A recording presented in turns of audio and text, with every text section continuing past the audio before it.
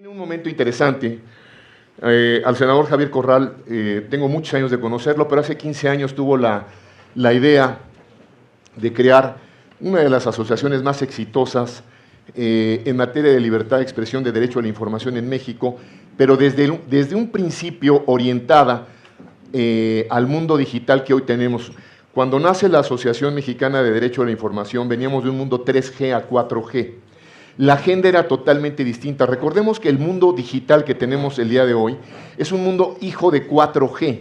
El mundo, la era del acceso, la era de las plataformas digitales, la época de nuestra vida digital móvil se debe básicamente a 4G. En el mundo, yo siempre digo que cuando Barack Obama entró como presidente de los Estados Unidos, las plataformas digitales tenían no más de 200 millones de usuarios en escritorios, y Barack Obama llegó con un BlackBerry 3G, y 8 años después, cuando se hace la licitación 4G, Barack Obama sale con un dispositivo Samsung LTE, y todas las plataformas digitales tenían más de 2.000 millones de usuarios. Las redes de telecomunicaciones se volvieron mercados, y estos mercados se volvieron globales. Y algunas externalidades que surgieron fueron, entre otras, la era del acceso. Ya nadie quería la propiedad de DVDs, Blu-rays, música, olvidémonos los LPs, y empezaban a ejercer sus derechos en el mundo digital. Y Javier plantea esta Asociación de Derecho a la Información en el mundo digital y se llevó enormes debates. Pero hoy puedo decir que pertenece a una generación de legisladores y congresistas latinoamericanos. Muchos de ellos nos están viendo en este instante, yo lo sé, el senador Kenneth Puig en Chile, que es un hombre brillante, notable, además con asesores espléndidos. Uno de ellos, aquí está Rodrigo Ramírez Pino, presidente de la Cámara de Infraestructura Digital de Chile, la senadora Jimena Órdenes, que también de Chile es una de las grandes conocedoras del mundo digital. En Colombia, el senador Alfredo de Luque, ¿no? Y aunque ahora está en otra camiseta, también la senadora Mercedes Aramendía, también en este instante con nosotros aquí, aunque con otra camiseta. El senador Javier Corral pertenece a esta generación, y no es menor la labor que tuvo a la hora de construir una conversación instruida, ordenada para el mundo digital. Javier, el escenario es tuyo, me da un gusto recibirte. Adelante. Gracias. Con este micrófono, ¿verdad? Sí. Bueno, pues no sé si realmente yo pertenezca a esa generación, porque en términos reales yo estaba ya jubilado del tema de las telecomunicaciones y la radiodifusión. Me ha tocado participar pues prácticamente en las reformas a la legislación mexicana en este sector, pues desde el 2000 a la fecha. Pero ya en los últimos años, y derivado fundamentalmente de mi participación en el gobierno de Chihuahua, como gobernador del estado, pues no que abandonara, pero me alejé un poco de esta agenda. Ustedes saben que fui habilitado como bateador emergente frente a la polémica que se suscitó por el primer dictamen que en el Senado se produjo de la más reciente reforma en materia de telecomunicaciones y radiodifusión. Y a mí me gustaría, puesto que ya también Peña Merino ha explicado los contenidos más relevantes en cuanto al tema de conectividad que se incorporan en la nueva reforma, a mí me gustaría destacar en principio pues el proceso. Yo creo que el proceso es muy aleccionador y debiera ser de alguna manera una guía y una ruta para el sector, en términos no solamente de conocer y valorar los cambios que se produjeron en la legislación, sino sobre todo la ruta de diálogo, de seguimiento, de observación y de vigilancia que requiere esta legislación, y particularmente las decisiones del nuevo órgano regulador.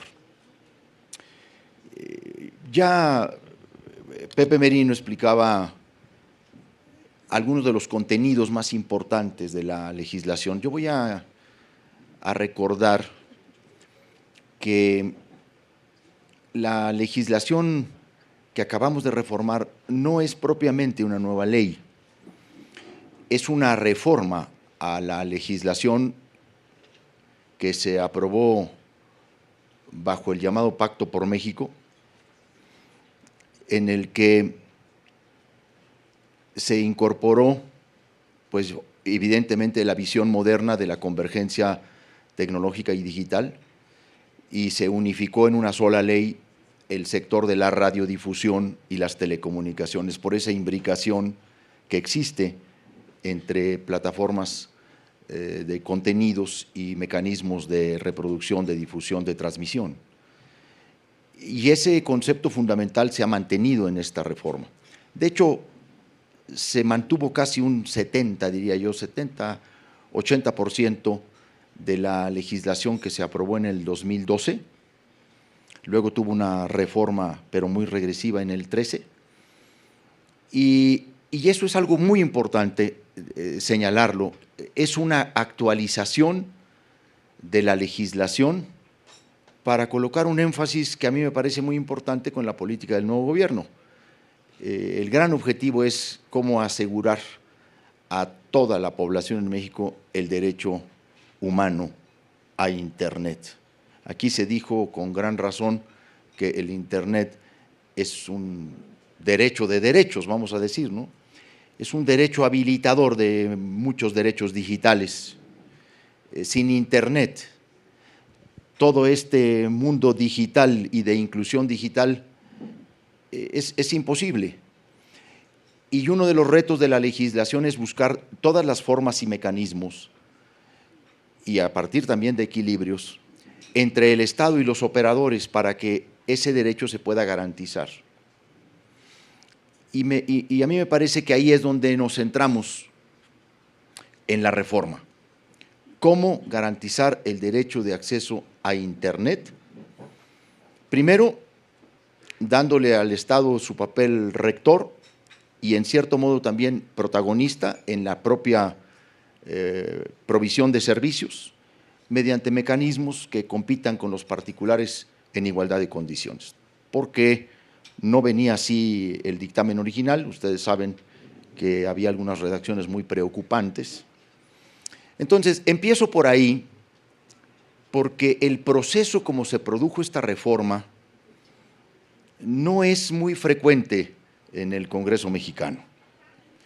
Y tendríamos que tomar lecciones de ahí para repetir en el seguimiento de la ley y en las decisiones del regulador esa ruta. Una ruta que es discutir las cosas técnicamente, sin la magnificación y a veces la distorsión que nos impone la polarización política, en donde para llamar la atención de ciertas posturas discrepantes o se magnifica o se distorsiona. Pues nada más lejos de la censura que expandir Internet en el país. El gran instrumento libertario, liberador y libertario, pues es Internet. Y a mí me parece que un acierto del sector, de ambos sectores, fue trasladar las preocupaciones del primer dictamen en términos técnicos. Obviamente también tiene una connotación política muy importante. Este sector incluye a la radio y a la televisión, que sigue teniendo un peso específico en la disputa político-electoral del país, pero ya lo tienen también mucho más las redes sociales y las plataformas digitales de producción y difusión de contenidos. Entonces, a mí me parece que el haber abierto 5 conversatorios, pues en donde participaron más de 89 especialistas, es una ruta que al Congreso y al propio gobierno, y no solo a los operadores, le debe significar una utilidad. Es en el diálogo discrepante, sin exageraciones, en el que se pueden construir mejores instrumentos a favor del pueblo de México y de todos los intermediarios y particularmente las empresas que participan. Otro tema que es muy importante decirlo, la legislación tenía ya de entrada 2 grandes limitaciones que era el nuevo contexto constitucional. Por ejemplo, el órgano regulador no tiene la autonomía constitucional derivada de la reforma de diciembre del año pasado, que eliminó la autonomía del Instituto Federal de las Telecomunicaciones como del organismo de competencia. Ya teníamos una nueva realidad constitucional. En su momento yo expresé mi discrepancia de esa reforma, incluso voté en contra de la eliminación de estas autonomías, particularmente de la de telecomunicaciones, competencia y transparencia y acceso a la información. Yo eso lo he considerado un error, pero también entiendo la realidad política en términos de la transición que vive el país entre una administración y otra y que produjo esos cambios. En el marco de ese diseño constitucional había que generar una posibilidad de integrar un órgano regulador que por lo menos estuviera a la vista de los distintos actores.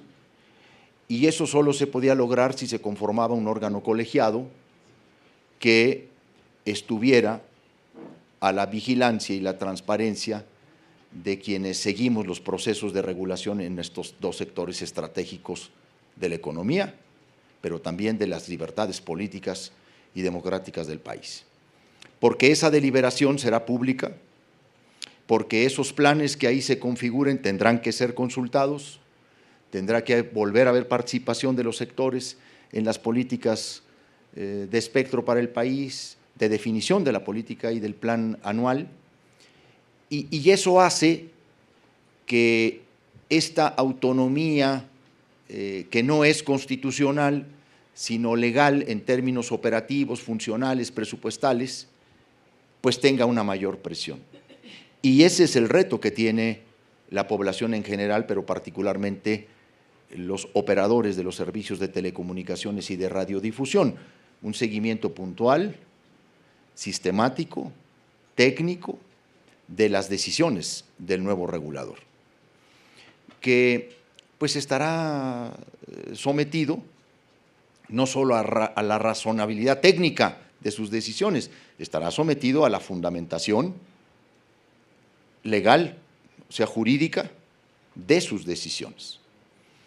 Y otro tema que también pues representa hasta para mí una camisa de fuerza en términos de la nueva reforma fue el concepto incluido en la reforma constitucional en materia de preponderancia, porque como ustedes saben, este elemento tan fundamental que define en términos reales la competencia económica entre sectores monopólicos y oligopólicos, ha quedado definida en términos generales por sector y no por servicios, lo que en la reciprocidad que se debe en los sectores de radiodifusión y telecomunicaciones no opera de la misma manera. Y esta también fue una especie de limitante. En ese marco de limitaciones constitucionales, generamos una reforma que estoy absolutamente seguro es un mejor instrumento para la sociedad y da mayor certidumbre jurídica también a los operadores. Como ustedes saben, y aquí se dijo muy bien, pues se cuidó que la participación del Estado para proveer directamente servicios de telecomunicaciones se diera en las mismas condiciones que los privados. Esto es, que tendrá que participar en procesos de licitación pública, que tendrá que ofertar económicamente una propuesta, para cuidar no solamente el Tratado de Libre Comercio que tenemos con México, con Estados Unidos y Canadá, pues sino también para proteger y mantener y asegurar un principio fundamental de estos sectores estratégicos, que es la neutralidad de la competencia, en donde el Estado tiene instrumentos, empresas que proveen servicios para fines públicos, de cobertura social, de cobertura pública, pero que al entrar en el ámbito comercial de competencia privada requería someterse a las mismas condiciones que lo hacen los particulares. Y creo que ese tema se logró orientar y resolver bien. De hecho, el mecanismo de tener un órgano desconcentrado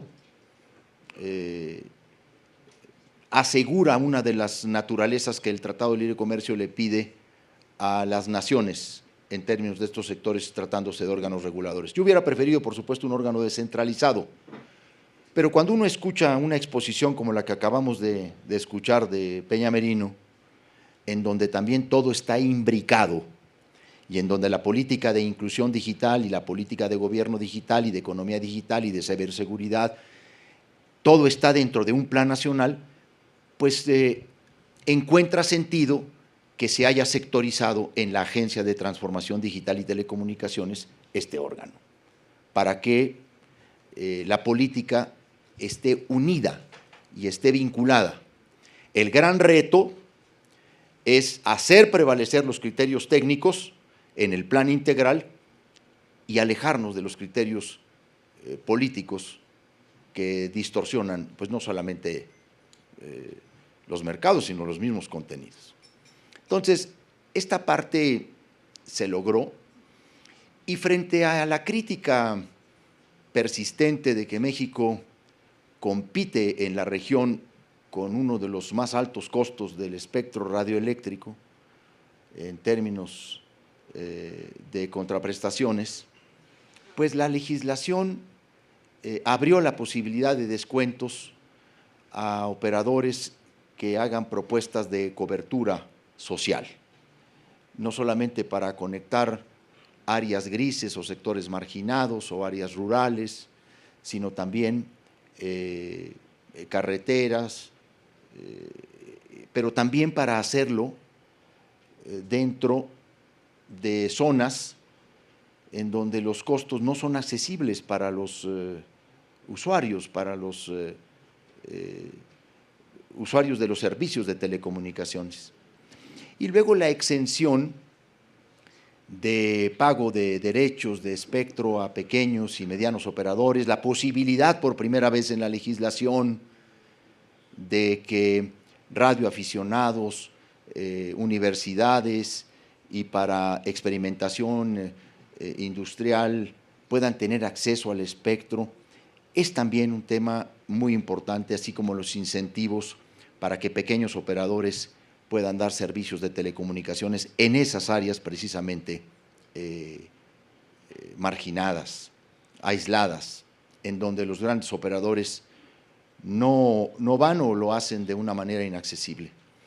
Entonces yo creo que el objetivo principal de la reforma, que era cómo asegurar que incluso la empresa del Estado compita en esas igualdad de condiciones, se dio.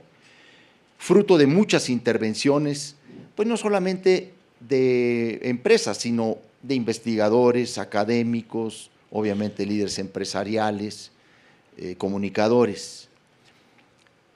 Y logramos atajar, diría yo, la principal preocupación. Hay otros temas de la legislación que a veces el sector de las telecomunicaciones no lo tiene como tan importante, pero que pronto tocará a sus puertas, porque tiene que ver con la regulación de las plataformas digitales. Ustedes saben que venía una disposición que fue, creo, incluso el origen de la polémica para suspender parcial o temporalmente las plataformas digitales que no cumplieran obligaciones de carácter fiscal. En realidad se trasladaba una disposición actual de la ley del impuesto al valor agregado a la ley de telecomunicaciones. No era la legislación sustantiva para incorporarlo, pero ese hecho detonó una discusión y un debate que tarde que temprano vamos a tener que tomar todos. Nuestro país necesita una legislación en materia de inclusión digital para orientar y para darle certidumbre jurídica y cauce legal a un fenómeno cada vez más potente y también a la vez cada vez más preocupante para muchos sectores, en donde lo que tendríamos en todo caso que hacer es una legislación que posibilite, que brinde seguridad tanto a usuarios como a operadores. Pero esa disposición polémica, que por cierto fue eliminada totalmente, generó el debate de México necesita entrarle a una legislación en materia de plataformas digitales. En América Latina hay experiencia, hay quienes ya se están adelantando a este debate, que como el de la regulación de los medios de comunicación hace 30 años va a levantar polémicas, va a levantar inquietudes y va a levantar preocupaciones, pero que se pueden ir, como ha sucedido con el otro tema, se pueden ir atajando. Para mí, uno de los temas más importantes que nosotros pudimos recuperar y rescatar en esta legislación fueron los derechos de las audiencias e incorporar nuevos derechos en materia de servicios de telecomunicaciones para los usuarios. Ese es un gran tema. Incluso fortalecer una figura tan importante como lo es la Defensoría de las Audiencias en materia de radiodifusión, que pasaron de un diseño decorativo en la legislación anterior a un diseño con mayor fortaleza en términos de su papel, de su función y también de la obligatoriedad que tienen todas las empresas de medios de comunicación, tengan una o varias concesiones, de tener un defensor de audiencia y salirnos de esa figura de la que se abusó, de que toda la industria de la radiodifusión podía tener un solo defensor de audiencia a partir de la cámara en la que están integrados. El recuperar los derechos de las audiencias es recuperar uno de los objetivos fundamentales de toda legislación. El ciudadano en sus derechos de manera integral, como sujeto esencial de la democracia, pero también como destinatario final del servicio de radiodifusión y del servicio de telecomunicaciones. Si no es ahí, ¿en quién? Nos explicamos unos y otros. Los derechos de las audiencias sí estaban incluidos en la legislación del 2012, pero fueron cercenados por una reforma muy a modo que se provocó en el Congreso, en colaboración con algunos senadores de varios partidos y la Cámara de la Industria de la Radio y la Televisión, para que se eliminaran estos derechos.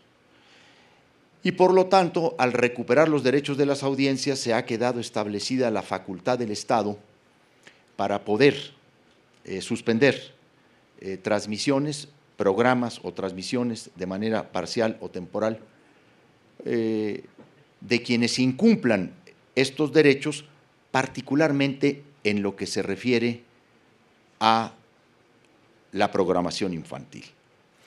Y bueno, yo podría comentarles de otros temas fundamentales que se produjeron, particularmente el impulso a la radiodifusión comunitaria, indígena, afromexicana y social, porque en ese tema se eliminaron trabas, requisitos innecesarios, se facilitó el acceso, pero también se generaron medidas para terminar con la simulación, en donde incluso grupos privados tienen concesiones sociales, o donde instituciones a las que no se les permite la concesión directa de servicios de radiodifusión lo obtienen mediante figuras de uso social.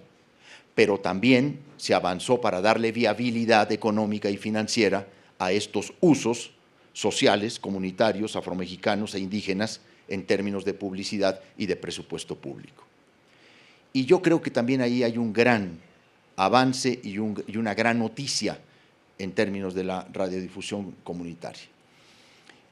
Yo, simplemente para terminar, diría, la ruta del diálogo, del conversatorio y de la insistencia de los sectores en una legislación cuidada debe seguir siendo la ruta frente a las decisiones que se van tomando por el órgano regulador.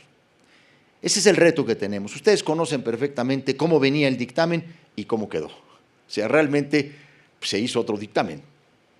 Digo, cuando digo se hizo otro dictamen, voy a dar un dato. Hicimos 107 cambios. Esta cifra no es menor. en una legislación de 280 artículos, no me acuerdo en cuántos quedó ya. ¿Es una lección para el Congreso? Sí.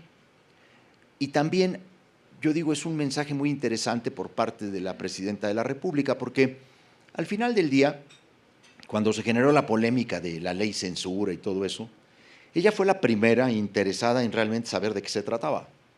Yo recuerdo perfectamente cuando a mí se me preguntó, oye, eso que escribiste en Twitter, ¿es lo que piensas de la ley? Dije, bueno, en realidad pienso que está peor, pero cuidé mucho el lenguaje en Twitter. ¿Por qué? Porque tiene uno que ser muy cuidadoso de plantear las discrepancias. Pero dije, esto está muy delicado, hay que darle una revisada. Y como ustedes lo vieron, no tengo que explicarlo, ella detonó la propia discusión. Esa voluntad es muy importante, sobre todo en un movimiento tan hegemónico, tan compacto como lo es la 4T en el Congreso, pues que se produzcan esas señales y esos signos. Yo estoy satisfecho con el proceso, estoy satisfecho con lo que logramos, y lo digo con toda claridad, las reformas y las modificaciones fueron fruto del diálogo, del conversatorio, de planteamientos técnicos, de una racionalidad económica, pero también de una defensa muy importante de las libertades digitales que tienen su origen en el derecho humano al derecho a Internet. Muchas gracias.